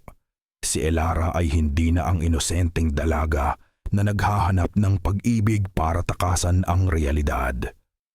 Ang kanyang inosensya ay sinunog sa apoy ng katotohanan. Ngunit sa pagkawala nito, mayroon siyang natagpuan. Lakas. Isang lakas na hindi niya alam na taglay niya. Si Kael ay hindi na ang binatang binabalot ng anino ng paghihiganti. Ang kanyang misyon ay tapos na. Ang mahabang buhok na simbolo ng kanyang panata ay maaari na niyang gupitin. Malaya na siya. Ngunit ang kanilang kalayaan ay may kasamang peklat. Ang alaala ng sakripisyo ng isang ama. Ang alaala ng kasamaan ng isang nagkunwaring ina. Sa wakas, pagkatapos ng mahabang katahimikan, nagsalita si Elara. "Saan ka pupunta ngayon?" Tumingin si Kael sa kanya. At sa unang pagkakataon, sa gitna ng lahat ng kalungkutan, isang tunay na ngiti ang sumilay sa kanyang mga labi. Hindi isang mapait na ngiti. Hindi isang malungkot na ngiti. Isang ngiti na nagmumula sa puso. Hinawakan niya ang isang hibla ng kanyang mahabang buhok. "Pwede na ulit humaba ang buhok ko," sabi niya. Hindi ito direktang sagot sa tanong ni Elara, ngunit naiintindihan niya ang kahulugan nito. Hindi ito isang pagpapaalam. Ang ibig sabihin nito ay, hindi na ako aalis. Ang ibig sabihin nito ay, maaari na akong magsimulang mabuhay, hindi lang para sa mga patay, kundi para sa mga buhay. Tumango si Elara, at isang maliit na ngiti rin ang namuo sa kanyang mga labi. Ang kanilang kwento ng pag-ibig ay hindi natapos sa isang masayang wakas na parang sa mga fairy tale. Ito ay nagsimula. Isang simula na binili ng dugo, bininyagan ng luha, at isinilang mula sa abo. Dito sa San Judas, sa isang bayang naghilom mula sa isang sumpa, ang isang aswang at isang babaeng nasaktan ay magkasamang haharapin ang umaga. At marahil, iyon ay sapat na. At dito, sa unang sinag ng bukang liwayway, nagsisimula ang tunay na kwento ni na Elara at Kael. Mula sa kaibuturan ng aking puso, maraming salamat.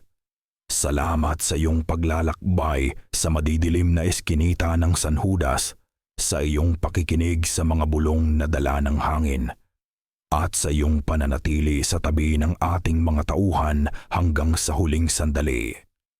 Ang pagsulat ng kwentong ito ay hindi lamang paghabi ng mga salita ng katatakutan.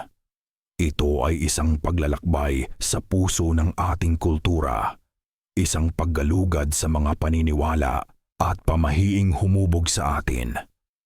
Sa bawat kabanata, Naramdaman ko ang lamig na naramdaman ni Elara, ang bigat na pinasan ni Kyle, at ang pagsisising dumurog kay Mang Tasyo, sapagkat sa likod ng bawat aswang, sa likod ng bawat kulam, at sa likod ng bawat kasalanang itinatago, ay mayroong isang kwentong mas malalim, isang kwento ng pag-ibig na nasaktan, ng pamilyang sinubok ng kasinungalingan, ng kasalanang humihingi ng kapatawaran, at ng pag-asang pilit na sumisibol kahit sa pinakamatigas na lupa. Ito ang aral na iniiwan sa atin ng San Judas, na ang pinakamalaking halimaw ay hindi ang mga nasa dilim, kundi ang mga lihim na itinatago natin sa liwanag.